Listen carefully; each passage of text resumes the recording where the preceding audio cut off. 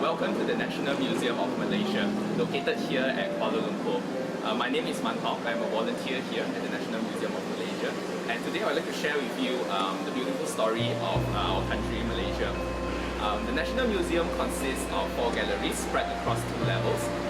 So we're going to look at Gallery A, B, C and E, which talks about the chronological history and the past of Malaysia.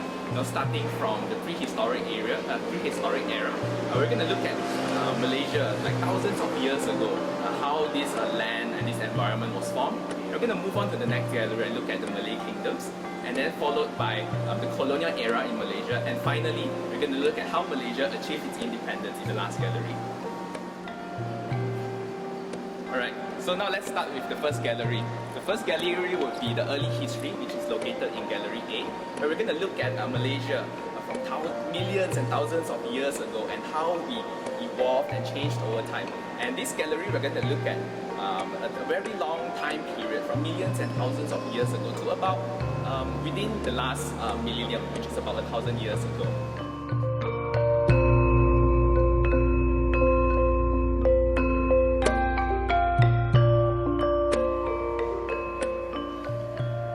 Located within the limestone valleys of northern Perak. Perak is a state in Malaysia. Located right here within the valleys is a small tranquil village. A village where one of the oldest prehistoric sites in Malaysia with evidence of modern human activity is found here. And this was a time when the stones were an essential part of day-to-day life. They were used not just for day-to-day activities, but they were crucial to the survival of modern humans back then. And this is the site of Kota Tampan, located within the site of the World Heritage site of Lenggong Valley. It is here that archaeologists found a workshop that made stone tools. And it's evident by some of the samples that we can see here. The anvils, hammer stones, pebble stone tools, and even flake stone tools, which were probably used, for example, like the bigger hammer stones, which were probably used to crush the skull and bones of animals, and also the thinner stone tools, which were the flake stone tools, which were used to skin or even slice up animal meat for consumption. So over here at this area, we also found about 50,000 pieces of fragments of this kind of stones here. A large proportion of which they are unfinished stone tools, which means that they were in the middle of production, in the middle of production at different levels of making, and then they were just left abruptly and abandoned as it is.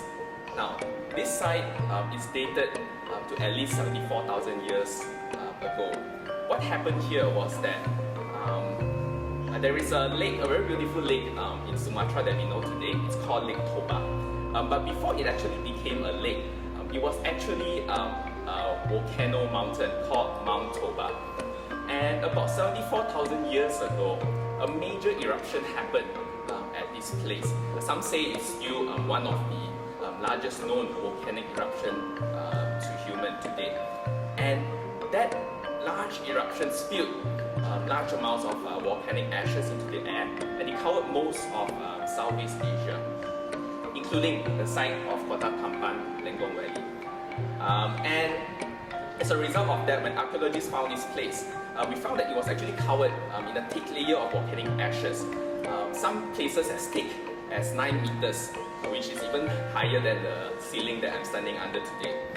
So this site provides important implications in understanding human history and how humans populated the earth as we migrated out of Africa, and eventually settling also at a site like Kota Tampan. Today, the site is located within an oil palm estate and not too far from a museum, the Lenggong Valley Archaeological Museum, which tells the rich archaeological past of this area. So we have just looked at Kota Tampan, and now I would like to share about another artifact. In fact, a man that actually lived not too far from the site of Kota Tampan, also within the site of Lenggong Valley. Now, this is the man we call him Parrot Man, named after the state in which he was found, the state of Perak. He is the oldest oldest and most complete skeleton found in Malaysia so far, and he dates back to 10,000 years ago. Parrot Man lived up to an age of 45 years old, and unfortunately he eventually died of a severe infection. When he was found at his burial site, Parrot Man was found buried in a flex position, which means that both of his knees were brought to the chest and his arms were wrapped around his legs. And this was a common form of burial, and it was a cultural norm during that time. As archaeologists looked closer at the burial site of Parrot Man, what we found is also that surrounding the burial of Parrot Man, we found that there are 10 stone tools buried together with him, and there are more than 2,800 pieces of fishes, 2,800 pieces of shells that were buried together with him. And on top of that, there are also 5 different types of animal bones, some of which the animal bones are found to be charred pieces, which indicates that those animal meat were probably roasted over fire before they were buried together with him. Now all of this indicates that he was probably buried with a lot of ritual and ceremonial procedures. And what makes this even more interesting is that as scientists, as we look at the skeleton of Parrot Man, what we notice is that his left arm was actually deformed, and he mainly relied on his right arm for day-to-day activities. And as a result of that, his spine was curved. So he was essentially a handicapped person, which would make it very hard for him to live and survive at that time. Living at a time where hunting, gathering food is crucial to your survival. It would have made him very, very difficult to survive due to his limited physical mobility. And all of this shows us that he was probably someone who was respected in his community. Today we may not know exactly what his identity was or what his real name was, but what we do know is that after studying all of this, we know that he was someone who was highly respected in his community. He probably held a high status, and that is probably the reason why he was able to survive for so long, up to a ripe old age of 45 years old, even though the average age of humans around that time was 20 to 30 years old. So we've just looked at a prehistoric site, and then we looked at a human that lived during the prehistoric era. Now we're going to look at a form of art. This is what we call megalith. Megalith is a word of Greek origin, which means great stones, and they are typically found during the Neolithic age and also in early Bronze Age monuments. Some of which these stones can be used to can be cut and designed to specific requirements. They are usually raw stones, and they're usually found at tombstones, sanctuaries, and so on, to be used in rituals and also elaborate ceremonial activities. Now, these stones, one of the most famous megalithic structure in the world is the Stonehenge, as most of us know, located in England. In Malaysia, most of these structures are located along the west coast of Peninsular Malaysia, namely the states of Perak, Selangor, Negeri Sembilan, Melaka, and also at the East Malaysia, states of Sabah and Sarawak. Now, most of these stones that are found in these states, they are usually found as raw, plain stones. And the locals actually call them batu hidup. Batu hidup, which means living stones, as they give the illusion that over time, these stones grow bigger. But of course, in fact, these stones also give the illusion that it grows bigger. It's also caused by the erosion of the soil where the stones are erected on. Now, I'd like to share with you these two very interesting stones in Malaysia. So most of the stones are plain, but at this site in Pengkalang Kempas, which Kempas Port, located in the state of Negeri Sembilan, is where we found 3 very interesting stones. 2 of which examples we can find here in Gallery A of National Museum, and these stones have very intricate and highly sophisticated designs and motifs on them. and they have been given the nicknames of a sword, a rudder, a boat rudder, and also a spoon, which is not here, but it's at Negara Sembilan, due to the shape of how they look like. And as we can look closer at these stones, let's start with the boat rudder. So if you look closer and study the motifs on these stones, we can see that over here, there is a figure that somewhat looks like a peacock. Now, a peacock is a Hindu, it's commonly found in Hindu mythology, and it's used by the Hindu god of war, Lord Murugan. Lord Murugan is the same god that you see in front of Batu Cave, that huge statue. That's Lord Murugan, and this is the vehicle in which Lord Murugan sits on. And as we move further down over here, and if you look closely, we can also find what appears to be like a horse, a four-legged creature that looks like a horse. And if you study the corner of this stone, you'll see a rugged rope, which could be a lotus stem or an elephant trunk, which is a common symbol that we'll find in Hindu temples. Now, let's move on to this stone here, the one which has been given the nickname sword. If you look here, in the middle of the stone, you can see two round circles, and also this figure over here. It kind of looks like a face, and this was and this kind of symbol is typical of our ancestors back then, when they used faces like this to ward off the evil spirits. And if you look at the same figure here, that looks like a bird. This could represent the Hindu mythological creature called Garuda, the Garuda bird, which is commonly found in Hinduism mythology. And also, if you look at the national emblem of Indonesia today, this is actually in their national emblem. And if you move further down, over here, there is a serpent-like figure, which could represent a snake, a dragon, or even a naga. Now, all of this shows that there is very strong influence of Hinduism and Buddhism motifs in these stones. But however, as we move to almost to the top of the sword, we'll find an very interesting script here. And this is the Jawi script, Allah.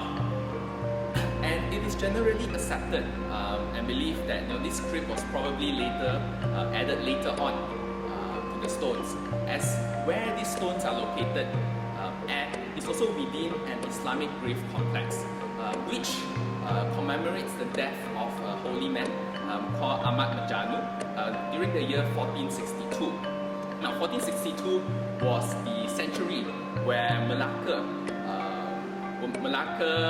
was at its golden age, where it started to prosper and officially adopted the religion of Islam.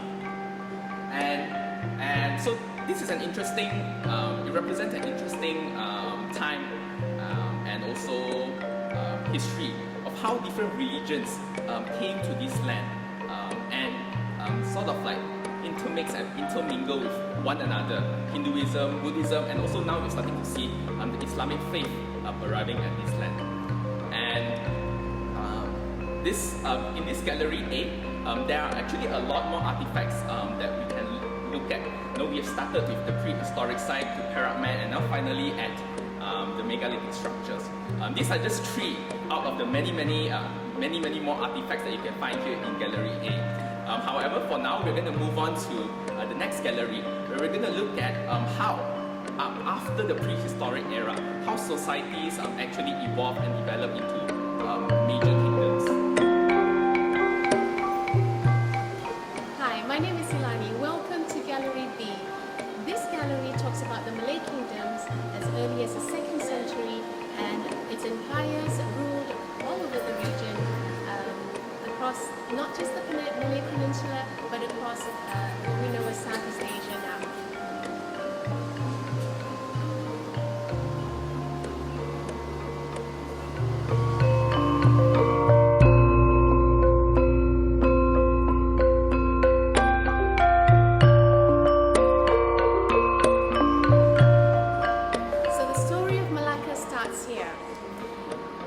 Legend has it that Parameswara, a Sumatran prince, was forced to fled from his home base to the Malay Peninsula. First it was at Temasek, which is now Singapore, and then eventually he landed in Malacca. And at the Malacca tree was where he actually took shelter. And over there, he witnessed his dogs beaten off by a mouse deer. And it was here that he was decided to make Malacca his settlement and name the place Malacca by the name of the tree. So the date of its establishment of Malacca, the conventional date was known as 1400s, and from 1400s, Parameswara was known to have developed Malacca to a successful trading port. One of the most important factors that made Malacca a strategic trading port was because of its location.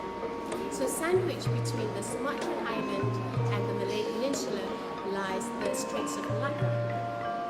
And this became a sheltered port for Malacca, and it was a good place for merchants from other regions of the world, such as China, who would sail to Malacca between the monsoon winds of late November to early March, and then the reverse of the monsoon winds in July onwards aided the sailors from Malacca to go back to India, for example.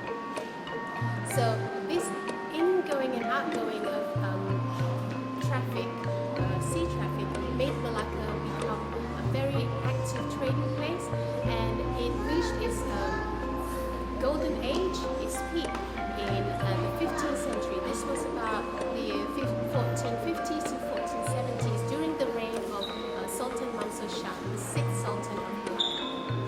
Right, so what was traded in Malacca? Well, one of the most important items that Malacca had was spices and jungle produce. So locally, this was found a lot in the Malay Peninsula. And these spices over here, if you are in the museum itself, you can actually come and smell through the slits the aroma of the spices. So this trade between the regions made it very successful economically, and it was a great cultural link between the regions. For example, from Sumatra you would have gold, pepper, sugar, ginger and rice, and these would be exchanged for cotton cloths from India. From Japan you would have silverware, swords and paper, and these were exchanged for spices from this area. So all this exchange and trading made Malacca a very good entrepot, and as well as a transit stop, which provided opportunities for traders who wanted to settle in Malacca. So behind the successful trade activities that was going on in Malacca was an efficient and a well-structured bureaucracy and administration. The hierarchy started with the Sultan at the top, and then he had a Bendahara below him, which is what we now consider as a Prime Minister. The Bendahara would be the one to foster foreign relations with other countries and other traders. And then the next layer would be the Temenggung, who was head of security. And he ensured that the port of Malacca was well secured from any pirates and any mischief. And then after that, after the Temenggung, is the Laksamana, who is the Navy Admiral. One of our most famous Laksamana is Angkua. And basically, the role of a Laksamana was to was acting like a diplomat to the Sultan. And lastly, we have the Shabada, who is the harbour masters, and they ensured that the port was in good hands, there was peace and harmony between all the traders who were of different ethnicities at the time.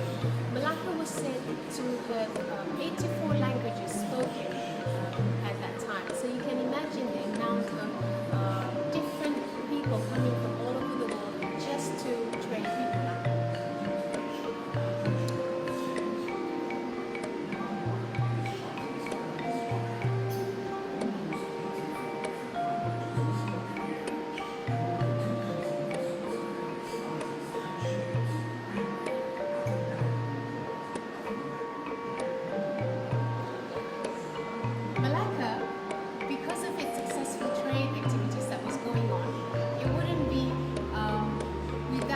measuring equipment which would have enabled the traders to successfully conduct business transactions.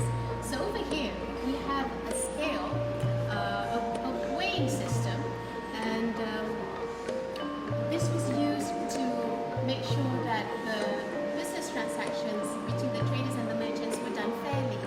So the locals in Malacca at that time were known to be honest and very good business people. So with these equipment, they actually used it to measure all the trade items such as gold, silver, and even aromatic spices. The unit of measurement, one of them is kati, or kati in English, and over here you can see little weights of this kati right in the center there. So these, when you have this sort of equipment, of course there would be laws that govern the use of these equipment so that it's all done fairly. And comprehensive laws were actually decreed by the Sultan, conveyed to his subordinates, and the citizens would follow, as well as the merchants as well, foreign traders. The laws would govern the administration and the societal behavior of the people of Malacca, and it included all the instructions and procedures for weighing, systems, measurements, and transactions.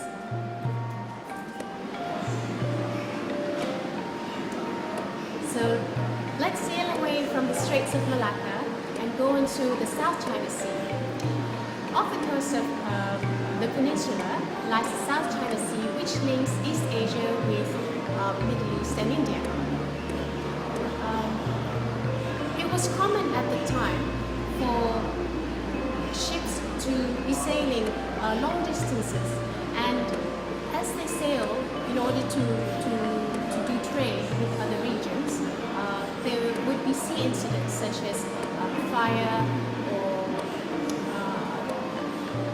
bad weather conditions, and this would cause the ships to sink together with the cargo that they carried.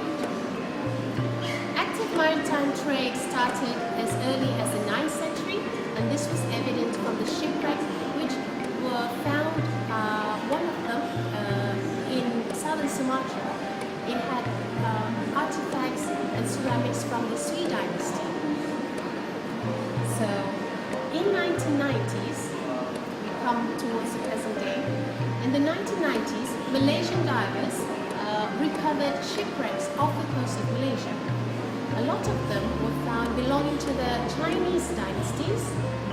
One of them was found off the coast of Johor, and it was named the Turiang wreck.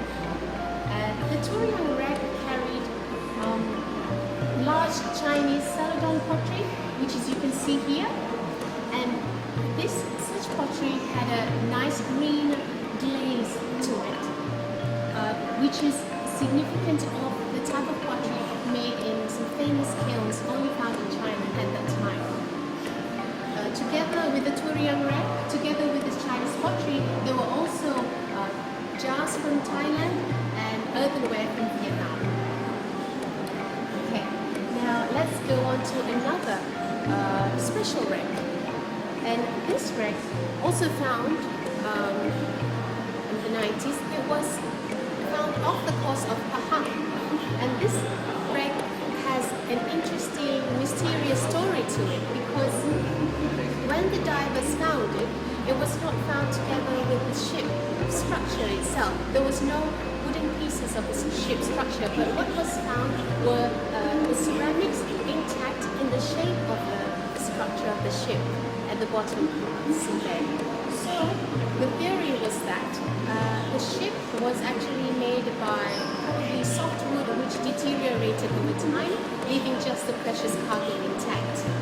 And this shipwreck is called the Schrander shipwreck, and it had blue and white ceramics as well as some Thai wares, and also beautiful jars with beautiful motifs and patterns.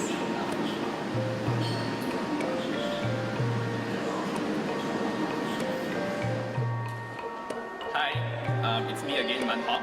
So now we are at the upper floor of the National Museum of Malaysia, where we have two more galleries to look at. And now we're going to start with Gallery C, where we're going to look at the colonial era of Malaysia.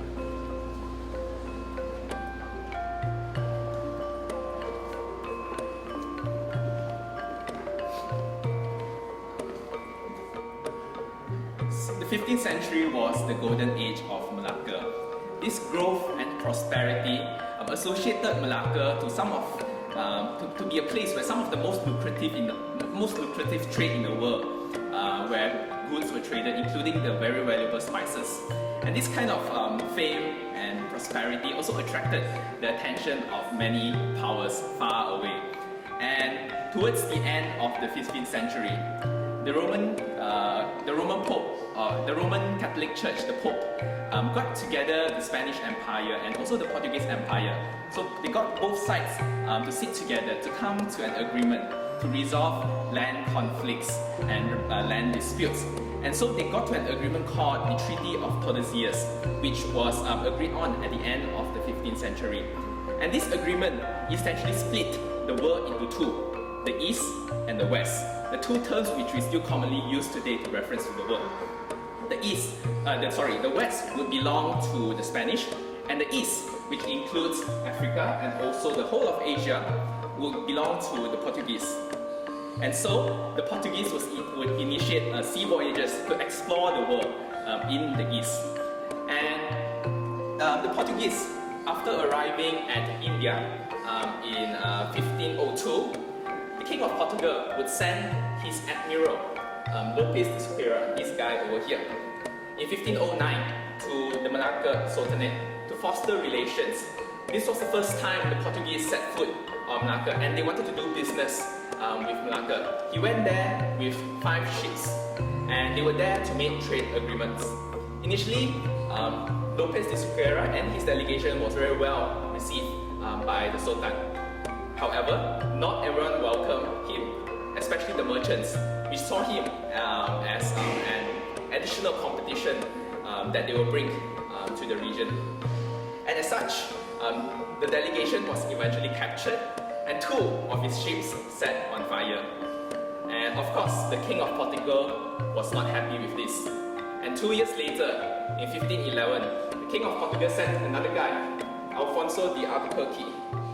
And this guy, this time he didn't come with 5 ships. He came with 18 ships, with more than 1,000 men. This time not to make trade agreements with the Malacca Sultanate, but this time to attack Malacca. Initially, the Malacca Sultanate put up a very brave fight. The army outnumbered the army of the Portuguese.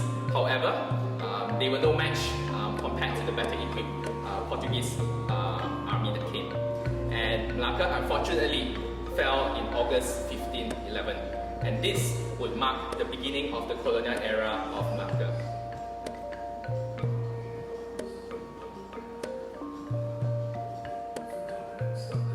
This is a small replica of one of the flagship Portuguese ships that attacked Malacca in 1511. And this is called Flor de Lama, which means flower of the sea. Built in 1502, this was one of the biggest ship of its kind at that time. And one of the first things that the Portuguese did after they conquered Malacca and occupied Malacca was to loot all its treasures from the Malacca Sultanate. Some accounts say that this ship was loaded with as much as 60 tons of gold and more than 200 chests of precious gems from the Malacca Sultanate. And it was on its way back to deliver the precious treasures to the King of Portugal. Now, this ship would have traveled a long way from Portugal to India and finally to Malacca. And for many, many years, it was not the most seaworthy ship at the time. However, it would soon set sail to deliver those plundered goods. Unfortunately, just 6 days out in the sea, the ship was caught in a storm off the northern coast of Sumatra, and it sank to the bottom of the sea. Alfonso fortunately managed to escape. However, all of his treasures and the cargoes on the ships sank to the bottom of the sea. Until today, the ship has not been found yet. If you happen to be at the city of Malacca today, you will actually find a life-size build-up of this ship along the Malacca River and sitting right at the mouth of the Malacca River. So keep an eye out for this ship if you happen to be in the city of Malacca. So after the Portuguese arrived at Malacca, other than bringing the treasures back to the King of Portugal, one of the first things, one of the other things that the Portuguese did was to build a fort. A fort which would be crucial and important for it to defend itself against neighboring powers, and also the last Malacca Sultanate which just got expelled by the Portuguese army. And so this fort was built in Malacca. It was called the Fortaleza de Malacca, and it was a very strong fort with walls as thick as 2.4 meters. And the walls of this fort was built using bricks from a nearby hill and also some of the tombstones. And it didn't take very long to complete, and it was completed just a few months later. So the Portuguese conquered Malacca in August 1511, and the first phase of the fort was completed in January 1512. And within this fort housed the Portuguese administration, including town halls, churches, and also hospitals. However, after about 100 years or during the century, the growth and prosperity of Malacca would attract another foreign power coming from Europe as well, and this would be the Dutch. Now, the Dutch, by the early 1600s, they would not step foot at Malacca first. However, by the 1600s, they have already established themselves in the Southeast Asian region, and they have set up base in Batavia, which is Jakarta, the present-day capital of Indonesia. And so, having established their port and city in Batavia, the Dutch was not happy with the competition that was present in the region. The Portuguese was still occupying Malacca, and that brought additional competition to the Dutch monopolization of trade in the region. And so, the Dutch would ally with some of the neighboring powers within the region to attack Malacca. Now, this would be a very long battle, almost 4 decades of battle. And finally in 1641, the Dutch successfully occupied Malacca and took Malacca from the Portuguese. However, that 4 decades battle also left a huge impact on the war. It was heavily damaged. And so one of the first things that the Dutch did when they occupied this fort and this city of Malacca was that they initiated reparation and renovation works to repair the fort. And if you look at this fort, this is just an example of it, but if you look at this fort, you can see, especially the original one which we can find in the city of Malacca, you'll be able to see that there are different types of bricks used in this fort.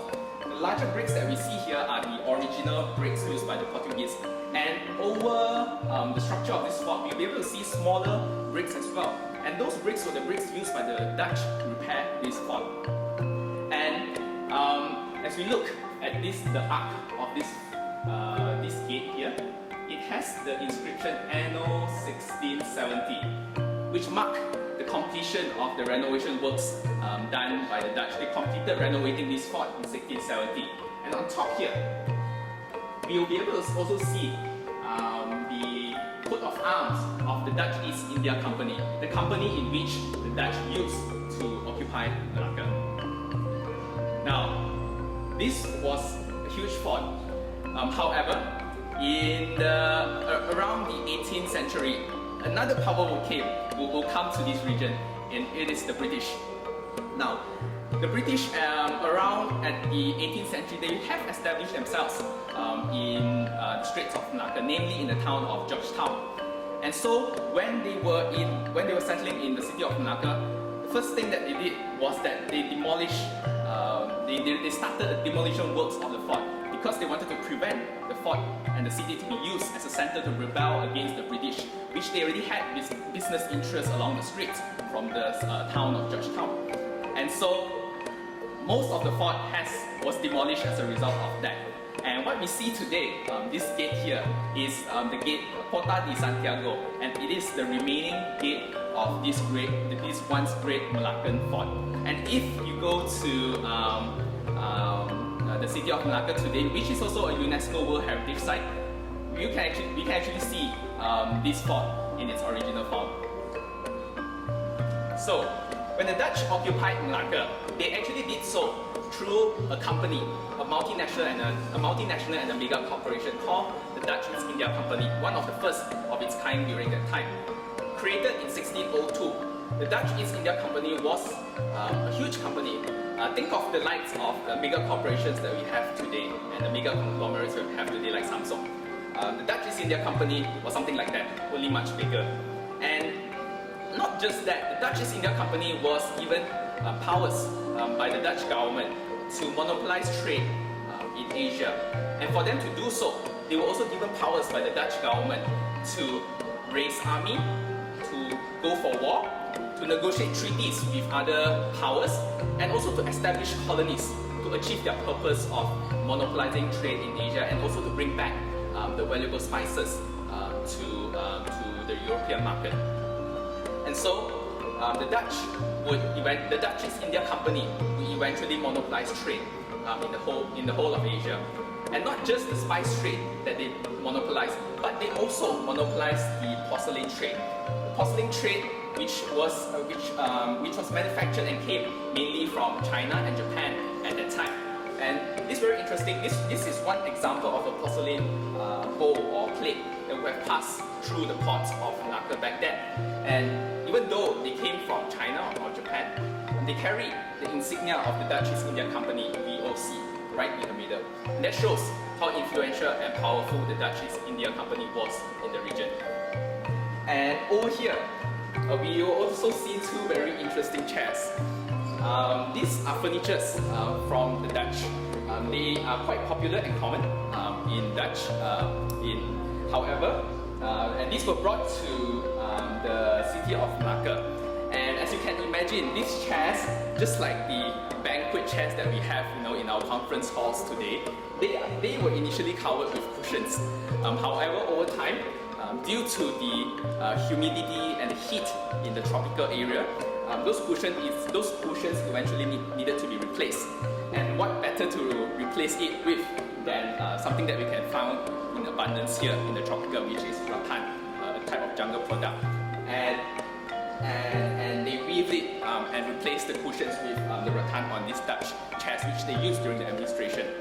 Now, Malacca would still be conquered and colonized by two more foreign powers after this, the British and the Japanese. However, the Dutch would turn out to be one of the longest colonial powers to have occupied Malacca for 183 years. And over here at this gallery, this tells about the entire story about the colonial era of Malacca and also eventually Malaysia. So what we've seen is the Portuguese and the Dutch. There are also stories on the British and the Japanese colonization in Malacca and Malaysia as well. But for now, we're going to move on to one of the most interesting history in recent that formed modern Malaysia, which is where we're going to look at how Malaysia actually achieved independence after the colonial era. Hi, welcome to Gallery D on Malaysia Today. This gallery talks about the roots and the paths that Malaya had to take in order to gain its independence and until the Malaysia that we see today in its present day.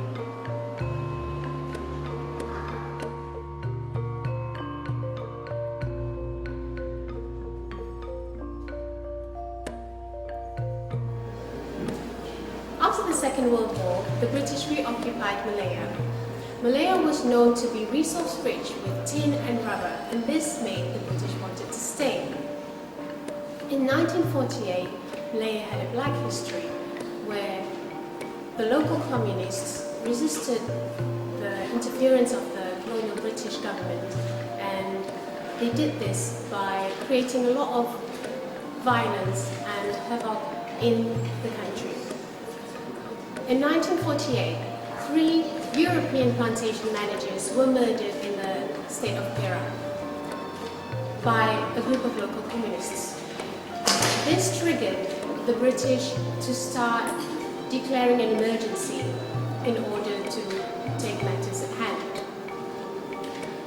After the murder of these plantation managers, the communists took over the country, especially starting from the jungles, and tried to infiltrate into the villages as well.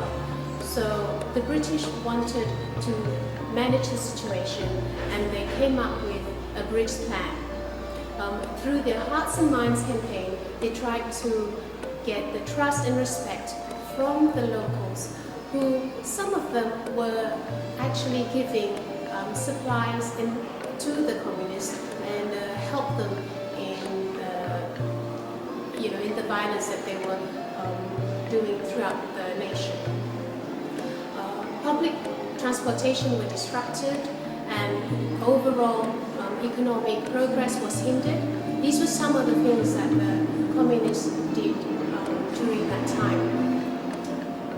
So with the Hearts and Minds campaign, villagers and squatters were relocated to a new area, a new settlement called New Villages, which had decent facilities, but its perimeter was secured with barbed wire fencing to make sure that none of the communists could disturb any of the residents at the time.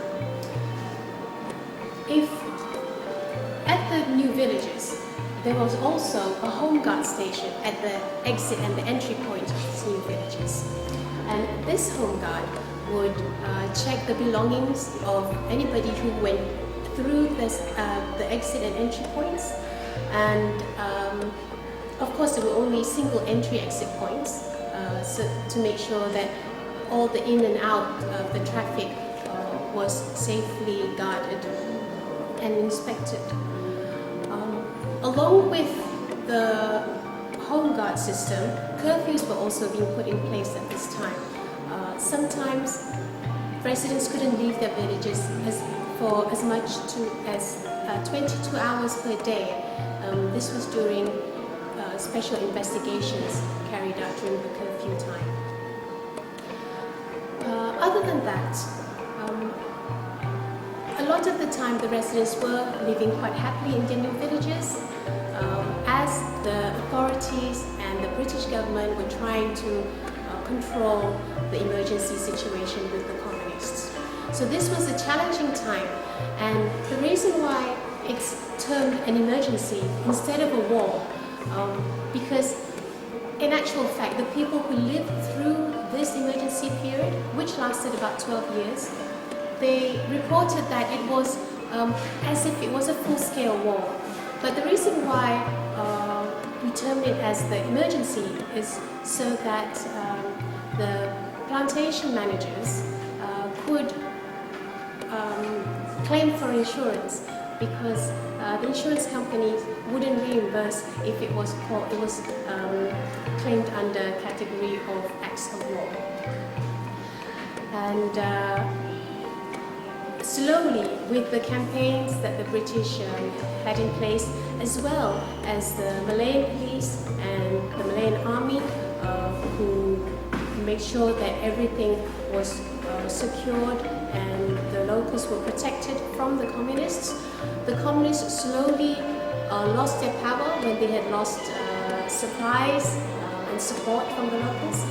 And on the 31st of July 1960, after 12 years, that was the time when the communists, when this emergency situation finally was officially declared over.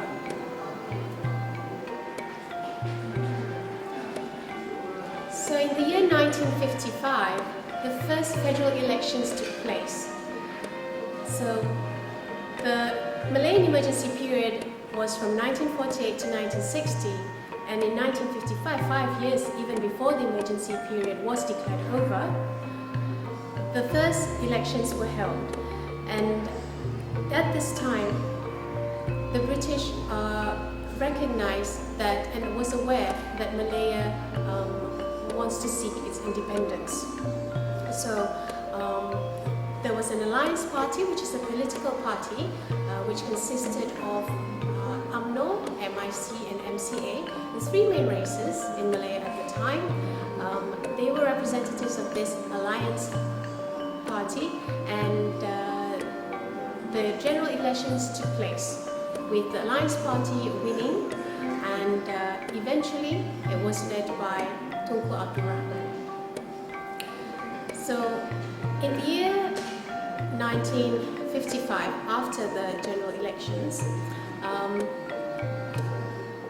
Tunku Abdul Rahman decided to pave the way actively in order for Malaysia to gain its independence. And the next step was to actually lead a delegation to London to sign an agreement and have an independence talk with the British to decide on a date where the British could finally let go of Malaya and let it be independent and have self-rule. So over here we have the team of delegation that actually went over to London, and as the independence talks were taking place, this took over about a period of 3 weeks.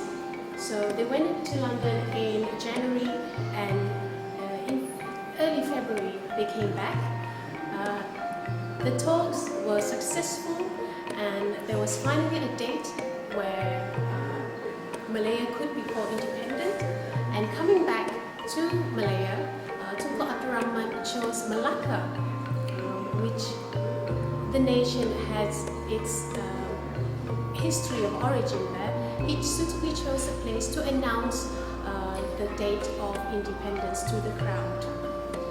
So it was an exciting moment for the nation, but what is more exciting was the day of independence itself, which is on the 31st of August 1957.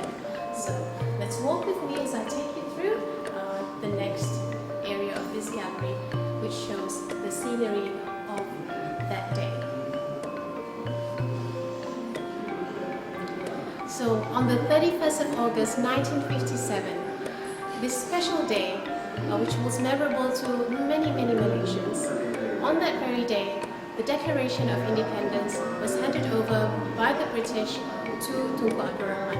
He read the Declaration of Independence to a crowd of thousands, including the Malay rulers as well as other government officials as well. If you look behind me, there is a cutout, a standing cutout of Tunku Abdul Rahman, and take a look at the headdress that he was wearing. The headdress is actually called a tengkolok, which I'll talk about after this.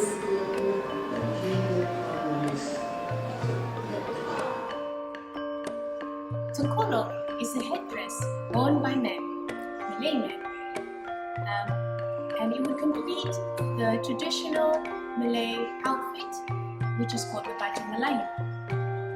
Over here we have different types of tengkolok. In the olden days, the tengkolok was worn to actually protect the head of the man from the sun and to also absorb sweat. Those who were rich and noble would have different types of tengkolok made of different fabrics, and skillful artisans were asked to specially craft this tengkolok for the sultans at the time. The tengkolok that is worn by a person signifies his social standing in the society. But nowadays, of course, the tengkolok is just used at royal functions, some official ceremonies, and of course, at wedding ceremonies, the tengkolok is used by the groom to signify that he is the king of the day, or in Malay we call it Raja Sahara. I'd like to show you the different types of tengkolok that we have over here. You can see that they're all folded in different ways. So the styles of folding are called solek, okay? And they have also different names attached to the different types of folding. For example, we have the Ketambudu, which is from the state of Kelantan, which is quite significantly different from the rest in the way it is folded. And also we have the Dendam Tak Sudah, which comes from Negeri Sembilan. So different states in this country would have different types of tengkolok both styles. It's quite normal to find tengkolok that is made of gold thread, but nowadays you can also find those which are made of different fabrics with different motifs and different designs. So finally, if you get the chance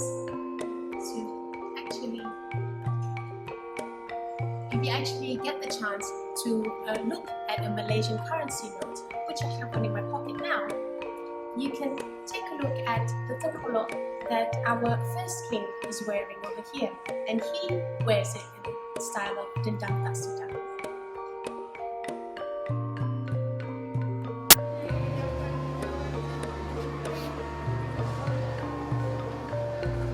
Thank you for joining us on our tour around Muzium Negara of all the 4 galleries. We've had a delightful time showing you some of the amazing artifacts that are housed here in Muzium Negara, and if you come here for yourself, you'll be able to witness and experience a lot more. Apart from Muzium Negara as the main building itself, outside of this Muzium Negara main building, we also have other museums such as the Music Museum, the Orang Asli Museum, and there are also special exhibitions held from time to time. So be sure to join us when you are available. And also at the National Museum of Malaysia here, we also provide free guided tours, which will resume very soon. So stay tuned to our social media on Facebook, Instagram, Twitter. Look for Muzium Negara or Museum Volunteers and follow us to get the latest updates. So see you soon at Muzium Negara.